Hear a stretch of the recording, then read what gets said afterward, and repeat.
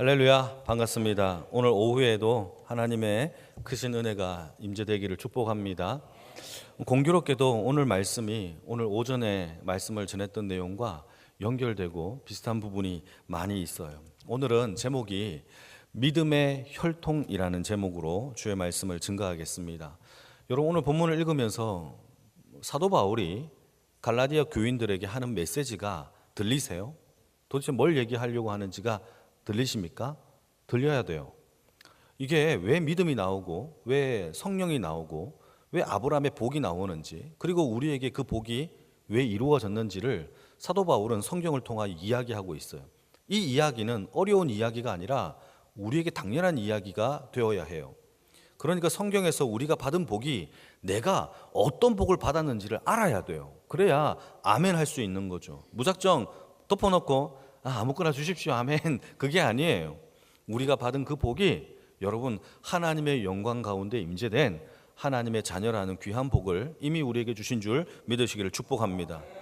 그 방법이 뭐냐? 바로 믿음이라는 거죠. 그래서 오늘 제목은요, 믿음의 혈통이라는 제목으로 주의 말씀을 함께 나누겠습니다. 우리가 갈라디아서를 좀 살펴보고 있는데, 갈라디아서에서 우리에게 이야기해주고 있는 핵심의 그 메시지는 우리가 받은 구원이 혈통, 율법, 행위가 아니라 오직 믿음으로 말미암아 구원을 받았다라고 선언하고 있는 것이 갈라디아서의 이야기입니다. 그래서 사도 바울이 오늘 본문에 예로 들고 있는 사람이 누구냐 하면 아브라함을 예를 들고 있어요. 여러분, 아브라함의 위치를 보게 되면 아브라함의 위치가요, 유대인의 민족의 조상의 위치예요. 그리고 하나님께서 이스라엘 민족들에게 율법을 주기도 전에 위치하고 있어요. 율법도 없었고 아직 믿음의 공동체가 형성되지도 않았을 때예요. 그때 하나님이 아브라함에게 뭐라고 선언하느냐? 하나님께서 그를 불러내시고 약속을 주시면서 하나님께서 이렇게 너를 큰 민족과 복을 모든 민족이 받게 하겠다라고 얘기를 하니까 창세기 15장에서 아브라함이 그 약속을 믿어요. 믿으니까 하나님께서 말씀하시기를 너의 믿음을 통하여 하나님이 너를 의롭게 하셨다라는 이 선언이 이미 창세기 15장에서 이루어진 것을 사도 바울이 캐치하여서 그걸 받아서 오늘 우리에게 설명하는 겁니다. 그러니까 우리가 받은 하나님의 자녀라는 이 복이 우리의 율법과 행위와 어떤 애씀과 노력으로 이루어진 것이 아니라 하나님의 그 믿음 가운데서 주신 선물임을 저와 여러분들에게 선포하고 있는 것이 오늘의 본문입니다. 여러분, 저와 여러분들은 잘난 게 없죠. 예쁜 게 없죠. 그럼에도 불구하고 하나님이 저와 여러분들을 우리가 하나님의 그 아들 예수를 믿음으로 말미암아 우리가 의롭게 된 줄을 믿으시기를 축복합니다. 그래서 오늘 본문을 통하여서 세 가지의 메시지를 함께 나눌 텐데, 우리 첫 번째 6절을 같이 한번 보시겠습니다. 6절 말씀 시작. 아브라함이 하나님을 믿음에 그것을 그에게 의로 정하셨다 함과 같으니라. 이게 여러분 창세기 15장 6절 말씀에 인용한 구절이에요. 여러분, 최초로 의롭다함을 받은 사람이 아브라함인데, 이 아브라함이 의롭다함을 받은 그 이유가 뭐냐? 하나님을 믿었다라는 거죠. 그 약속을 믿었다라는 것이죠. 그러니까 우리가 여러분 율법을 주기도 전에, 어떤 무엇을 공동체를 주기도 전에 하나님이 우리를 의롭게 하시는 수단과 방법은 오직 믿음이라는 사실을 성경은 우리에게 말씀해 주고 있습니다. 그래서 여러분, 오늘 하나님 앞에 우리의 믿음을 구하시기를 축복합니다. 믿음 구해야 돼요. 여러분, 자연스럽게 만들어지는 것이 아니라 아버지 앞에 우리의 믿음의 약함을 도와달라고 구하시는 인생이 되기를 축복합니다. 의로 정했다면 불의도 있겠죠. 성경에는요, 두 가지가 있어요. 의가 있다면 불의도 있어요. 불의가 있어요. 불의로 살아가는 사람은 지옥 가요. 그러나 하나님께 의롭다함을 받은 사람은 하나님의 나라에 들어간다라고 성경은 얘기하고 있어요.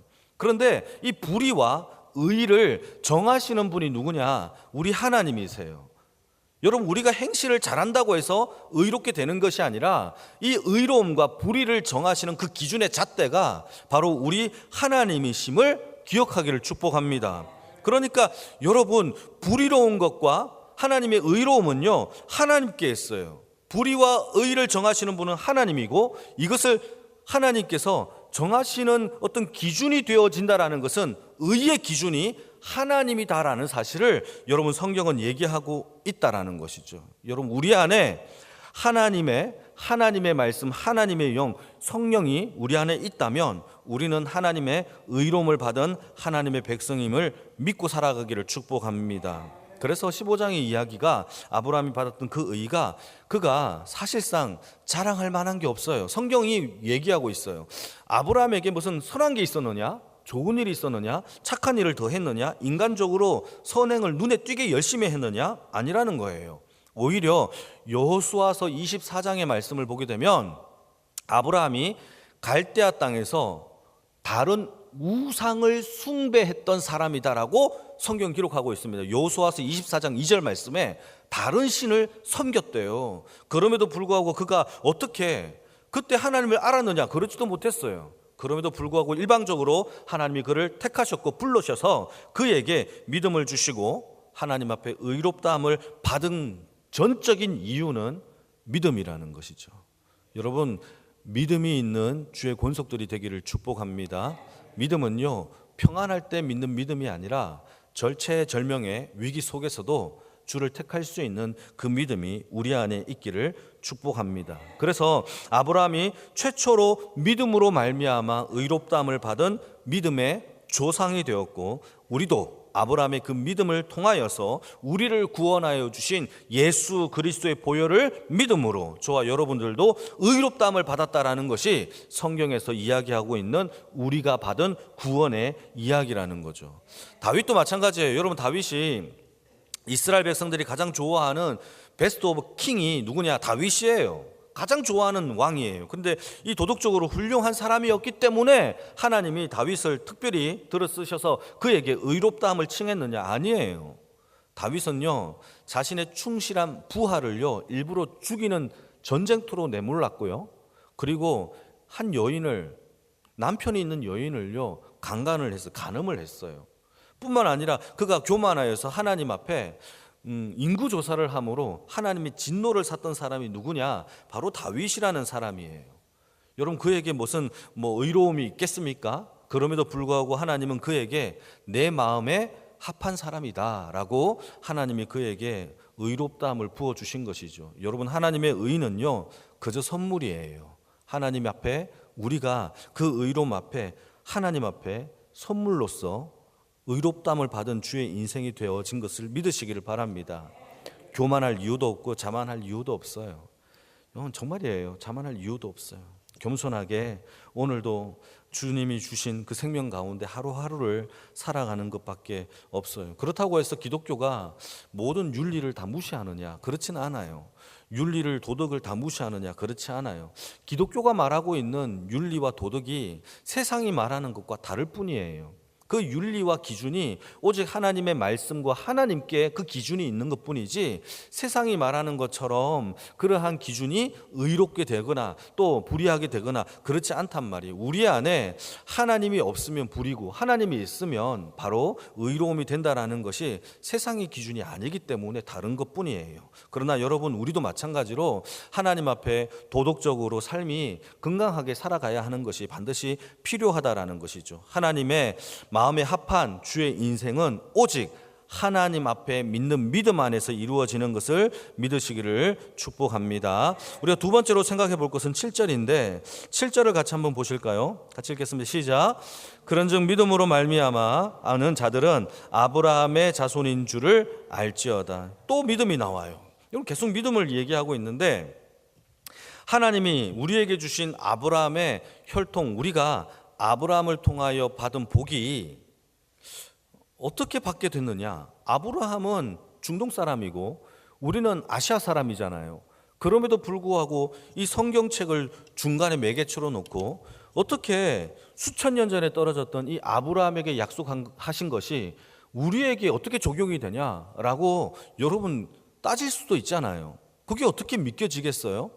안 그렇겠습니까? 이 사람은 전혀 다른 나라 사람이, 우리나라와 아시아 사람과 전혀 다른 사람이에요. 그런데 우리가 놀랍게도 이 아브라함에게 주신 그 복을 우리가 오늘 믿느냐라고 할 때 아멘 하면서 믿는다라고 얘기하는 것이 놀라운 것 아니겠습니까?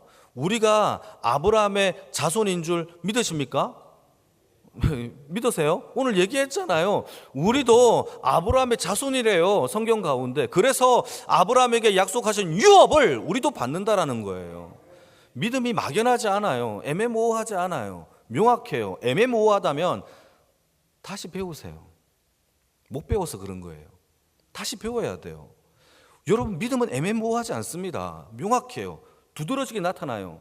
여러분, 소금과 빛이 산 위에 동네가 감추지 못할 정도로 빛나는 거예요. 어떤 어둠도 빛나게 하고 어떤 맛도 소금이 맛을 내게 하는 것이 우리의 정체성이란 말이에요.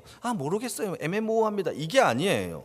여러분, 우리 인생 가운데 우리가 믿음의 혈통으로 하나님의 자녀가 되었다라는 것이 성경의 얘기라면 여러분, 이것이 우리에게 믿음으로, 지식으로, 감정으로, 의지로 결단되어지는 인생이 되어지기를 축복합니다. 마태복음 3장 9절 말씀에 보게 되면 바리새인과 사두개인의 이야기를 하면서 이들이 다 유대인이거든요. 아브라함의 혈통을 가진 사람이에요. 그러면서 하는 말이, 예수님이 속으로 아브라함이 우리의 조상이라고 생각하지 말라. 내가 너희에게 이르노니 하나님이 능히 이 돌들도 아브라함의 자손이 되게 하시리라 라고 얘기하는 거죠. 그러니까 여러분, 바리새인과 사두개인이 혈통적으로 유대인이에요.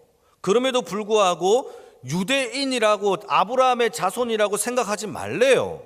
그러면서 하는 말씀이 그들을 향하여 육신의 혈통이 아브라함의 자손이 되게 하는 것이 아니라 믿음의 혈통으로 말미암아 하나님의 자녀가 되는 것을 우리에게 얘기해 주며, 심지어 이 돌멩이들도 믿음이 있다면 아브라함의 혈통이 될 수 있다라고 선언하는 것이 바로 믿음이 있느냐 없느냐로 우리의 자손을 결정하고 있음을 성경은 이야기해 주고 있습니다. 그럼 믿음이 얼마나 중요하겠어요. 가네스 바네아에서 12명의 정탐꾼이 가나안 땅을 정탐을 합니다. 그리고 그 땅을 보면서 하나님의 약속과 언약을 믿었다면 하나님을 원망하지 않았겠죠. 근데 12명 가운데 10명이 원망을 해요. 여러분, 그들에게 있어서 약속의 땅을 그 믿음의 눈으로 봤다는 거예요? 안 봤다라는 거예요? 믿음의 눈으로 안 봤다라는 거예요. 그들에게는 왜 그게 안 보였을까? 믿음이 없어서 안 보이는 거죠. 여러분, 이 이야기는요, 존 맥스웰 목사님이 되게 재밌는 이야기를 하나 해줬어요. 버스를 타고 자기 교인과 오하이주에 있는 교회에 한 100km 떨어져 있는 지역을 한번 자기 교인과 함께 떠난 적이 있대요. 이분은요, 자기가 함께 갔던 이 집사님은 사냥꾼이에요. 사냥꾼, 미국에서 유명한 사냥꾼으로 활동하시는 분인데, 같이 가고 있다가 버스 타고 가다가 보니까 이 사냥꾼 집사님이 자꾸 말을 걸어서 귀찮게 하더래요. 그래서 목사님 저기 보십시오, 토끼가 있습니다. 저기 보시면 너구리가 있습니다. 저기 보십시오. 그러면서 뭐가 있다고 자꾸 얘기를 하는 거예요. 그래서 존 맥스웰 목사님은 아무리 봐도 안 보여요.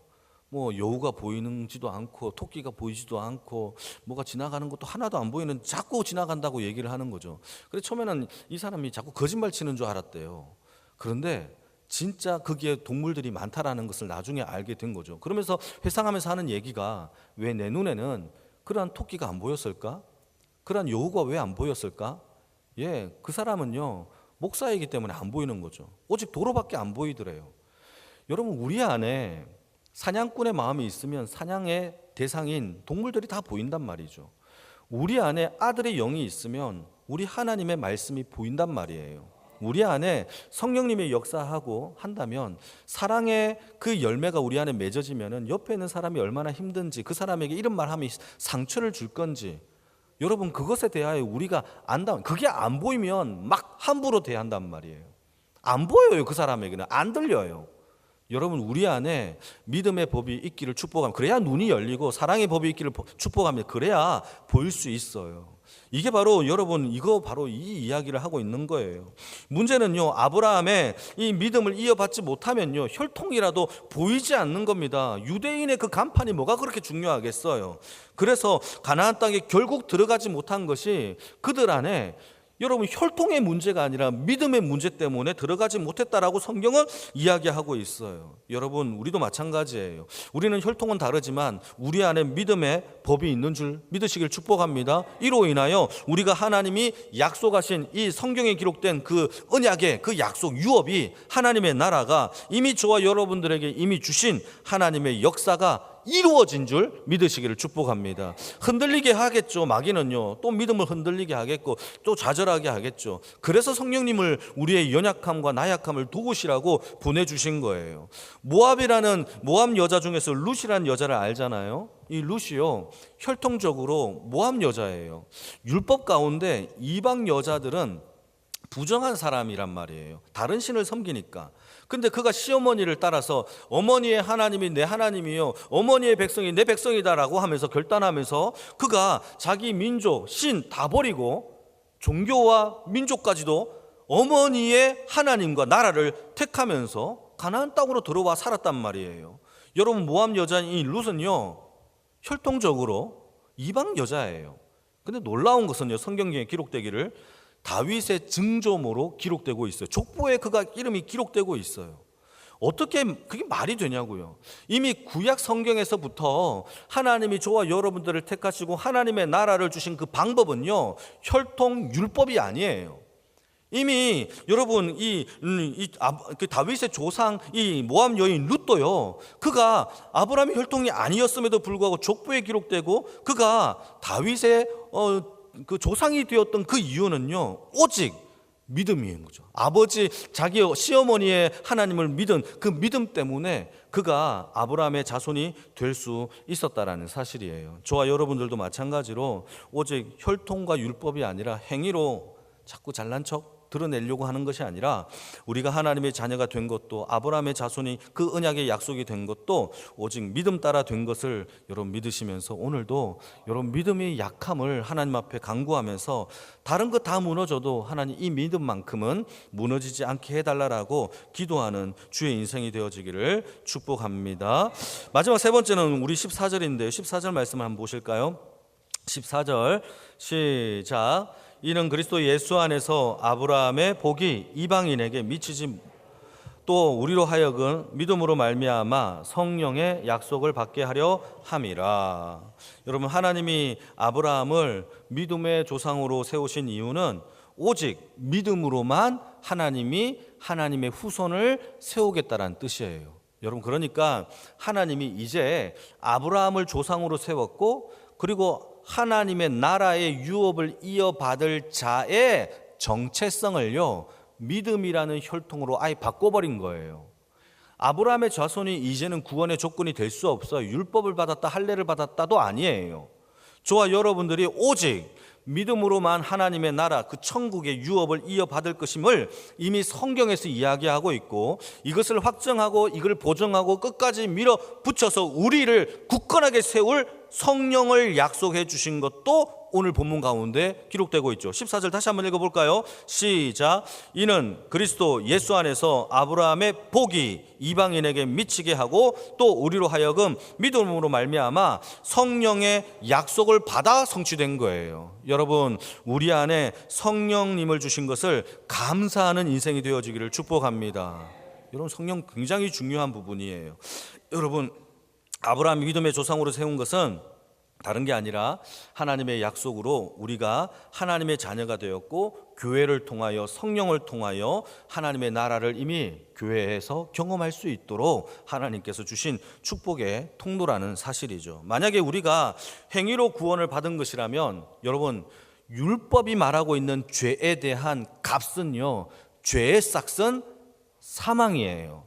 만약에 율법으로 우리가 구원을 받을 수 있다라고 가정해 봅시다.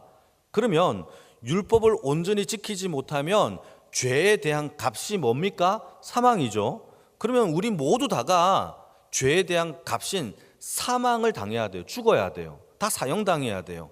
그러면 하나님의 나라에 들어갈 수 있는 사람이 있을까요? 없을까요? 아무도 없어요.